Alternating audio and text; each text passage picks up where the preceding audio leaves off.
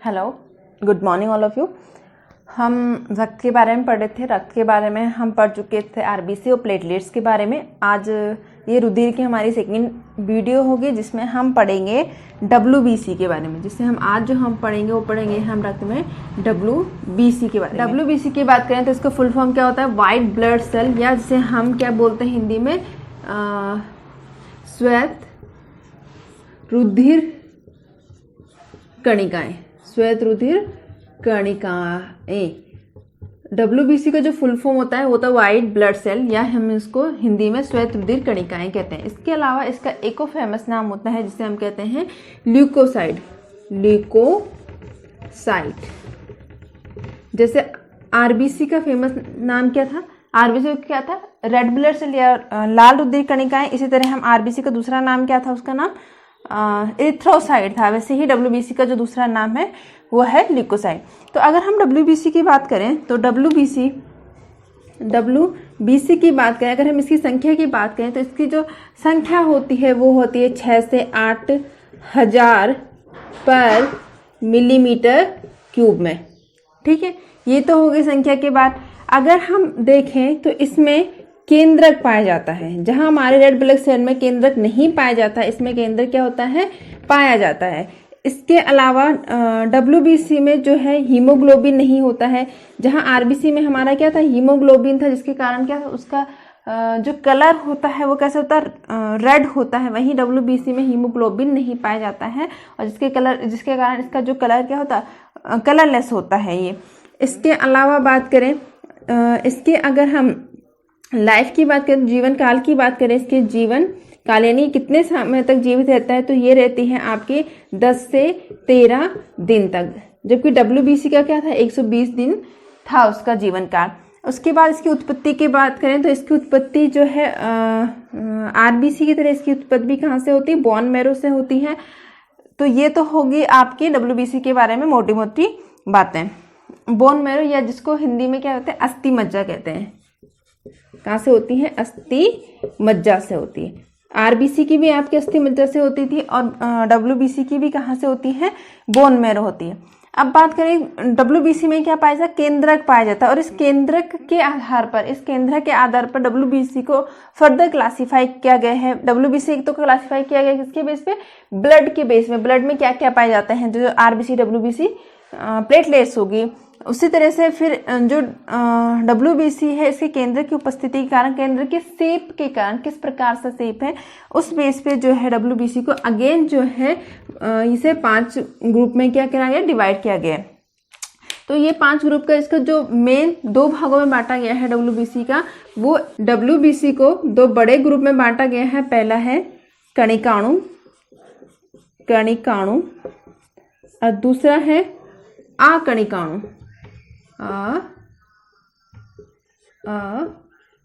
कणिकाणु, या इसे बोलते हैं ग्रेनुलोसाइट।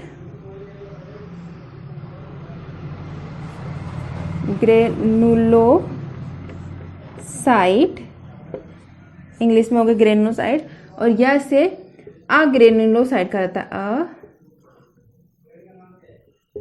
ग्रेनुलोसाइट कहा जाता है। ठीक है, ग्रेनुलोसाइट में आपकी कौन कौन सी आती है? ग्रेनुलोसाइट में जो आती हैं आपकी, पहली है इसमें न्यूट्रोफिल।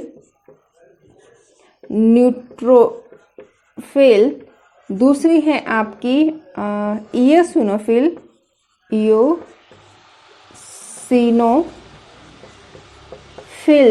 और तीसरी जो है वो है आपकी बेसोफिल।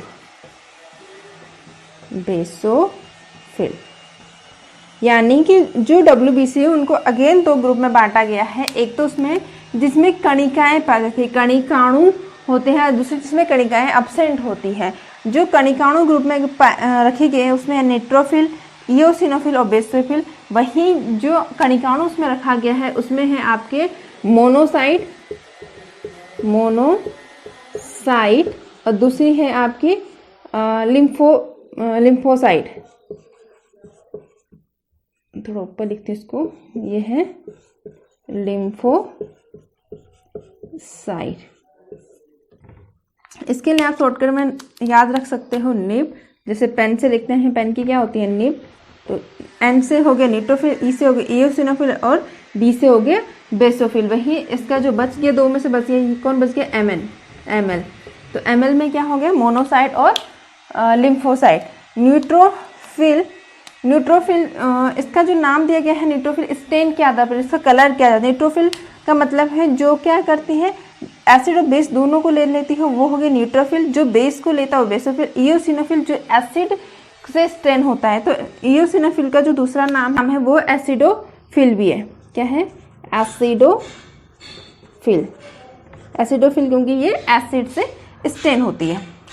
वही बात करें तो सबसे ज़्यादा जो संख्या होती है वो होती है न्यूट्रोफिल की, और सबसे कम जो संख्या होती है कणिकाणु में वो होती है आपकी बेसोफिल की ही होती है इन पांचों में से।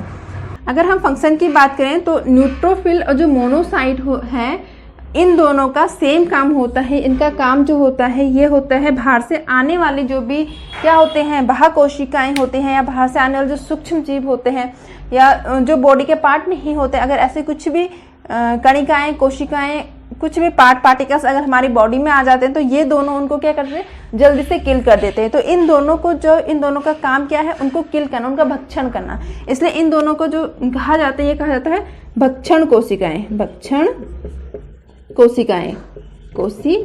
तो भक्षण कोशिकाएं कौन सी होगी, या इंग्लिश में कहा जाता है फेगोसाइटिक जो सेल होंगी वो कौन सी होगी आपकी, न्यूट्रोफिल और मोनोसाइटिक। क्यों, क्योंकि ये दोनों जो बाहर से आने वाले कोई भी सेल्स है उसको क्या कर देती, किल कर देती। उसके बाद इओसिनोफिल की बात करें तो ये क्या है, ये संक्रमण में हमारी हेल्प करती है, संक्रमण से बचाती है। संक्रमण से अगर हमारी बॉडी में किसी भी प्रकार का कोई बैक्टीरिया आ गया, वायरस आ गया, माइकोप्लाज्मा, तो उसके संक्रमण से बचाने की कोशिश करती है। दूसरी, किसी भी प्रकार की जो एलर्जी से बचाने, एलर्जी में प्रतिक्रिया करते, कोई एलर्जी होगी तो उसके अगेंस्ट क्या करती है, क्रिया करती है। तो यानी एलर्जी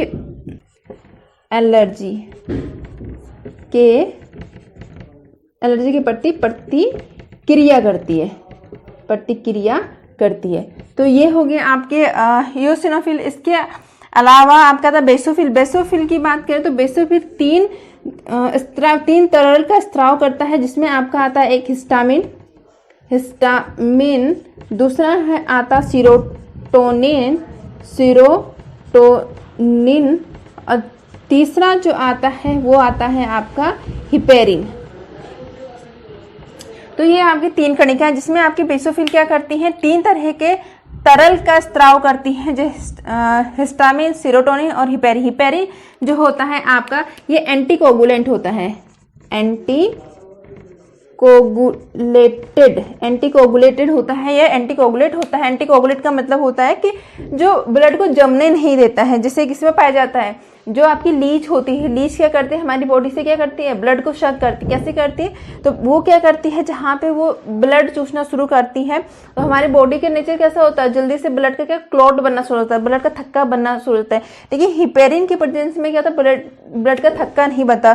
तो इसीलिए एंटीकोगुलेंट, कोगुलेंट मतलब थक्का बना, एंटी मतलब जो थक्का बनने को रोकता है। और यही नेचर कैसे में पाया जाता है, लीच में पाया जाता है। इसीलिए वो कंटिन्यू क्या कर सकते हैं, हमारी बॉडी से ब्लड को चूस सकती है। हिपेरिन जो होता है, ये जो होता है, जो हमारे ब्लड वेसल्स होते हैं उसको फैलाने का काम करता है, और सीरोटोनिन उसका उल्टा काम करता है, उस ब्लड वेसल्स को सिकुड़ने का काम करता है। तो ये हो गए तीन जो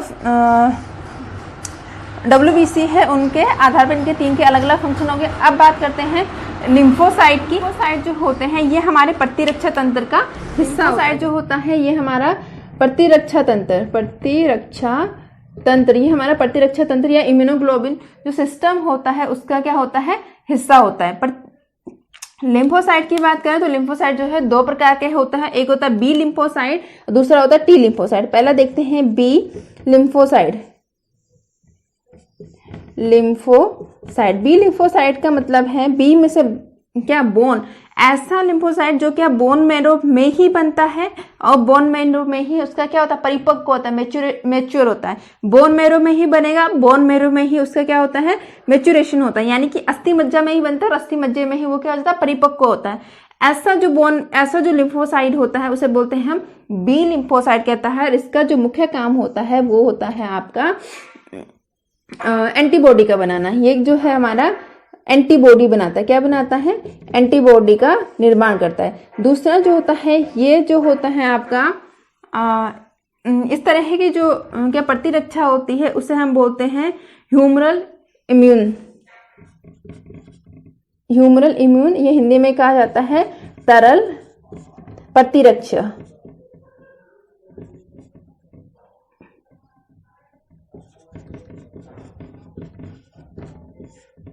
तरल प्रतिरक्षा ह्यूमरल इम्यूनिटी।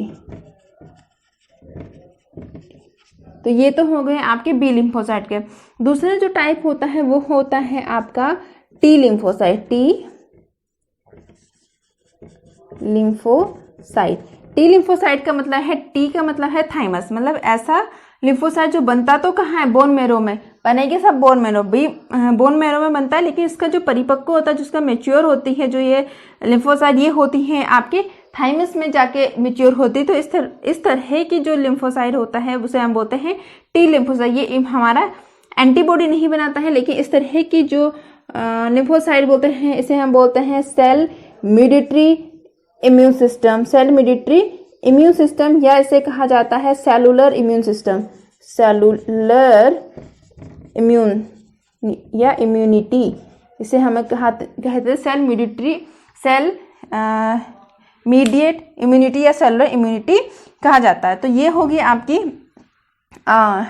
WBC के बारे में। इसके अलावा जो मोनोसाइट है, मोनोसाइट को जो है माइक्रो पुलिसमैन भी कहा जाता है। माइक्रो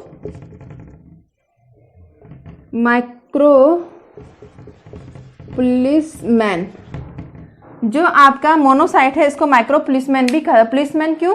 क्योंकि ये जैसे जो पुलिस वाले होते हैं 24 घंटे क्या रहते हैं? एक्टिव रहते, देखते रहते हैं कोई कहीं क्राइम ना हो, कोई घुसपैठ ना हो, कुछ इस तरह से कोई भी क्या है कोई गलत वारदात ना हो। उसी तरह से जो मोनोसाइट है हमारी बॉडी में क्या होता है? हमेशा एक्टिव फॉर्म में रहते हैं, हमेशा चेक करते रहते हैं कि कोई बाहर से कोई फॉरेन पार्टिकल हमारी बॉडी में ना घुस जाए। तो ये हमेशा एक्टिव रहते हैं, इसलिए इन्हें मैक्रो सबसे बड़ी साइज की होती है, इसलिए मैक्रो पुलिसमैन कहा जाता है। जैसे ही अगर कोई बाहर से कोई फॉरेन पार्टिकल आ जाता है, कोई भारी तो हमारे शरीर में चला जाता है, बैक्टीरिया, वायरस, माइकोप्लाज्मा, कुछ भी हो सकता है।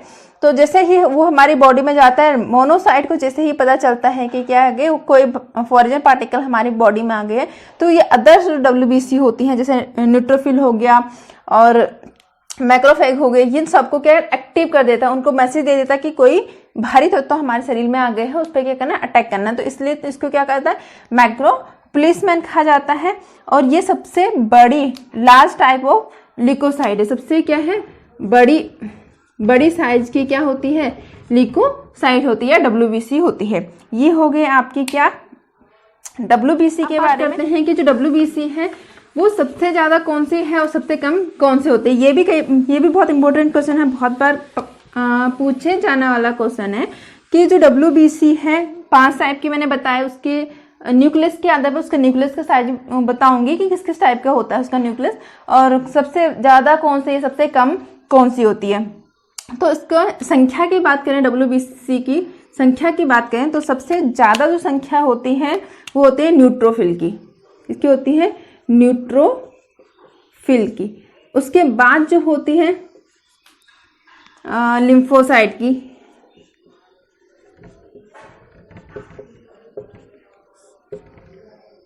उसके बाद होती है मोनोसाइट की।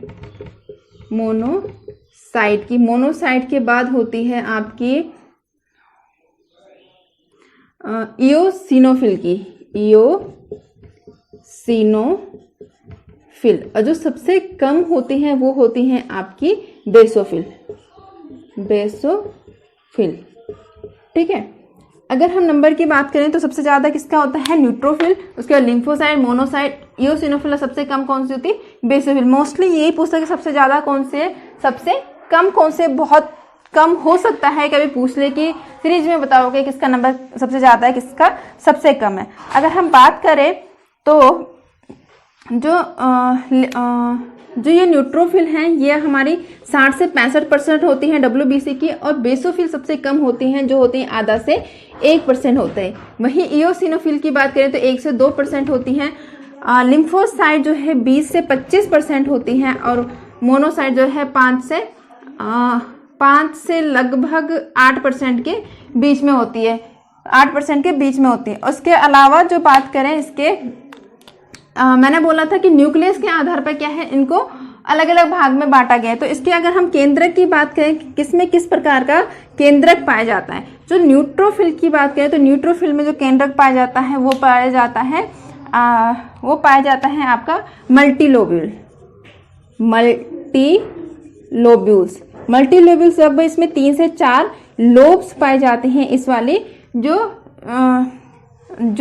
इस वाले में जो न्यूट्रोफिल है उसमें 3 से 4 लिम्फोसाइट्स की बात करते हैं, लार्ज ओवल पाया जाता है, या कई बार इसको क्या लिखा दिया जाता है, स्फेरिकल शेप क्या होता है। मोनोसाइट की बात करें तो इसमें किडनी शेप का होता है, लगभग ऐसे कैसे होता है, किडनी शेप का होता है। वहीं इओसिनोफिल की बात करें तो इसमें जो न्यूक्लियस का जो साइज होता है वो होता है हॉर्स शूज शेप का,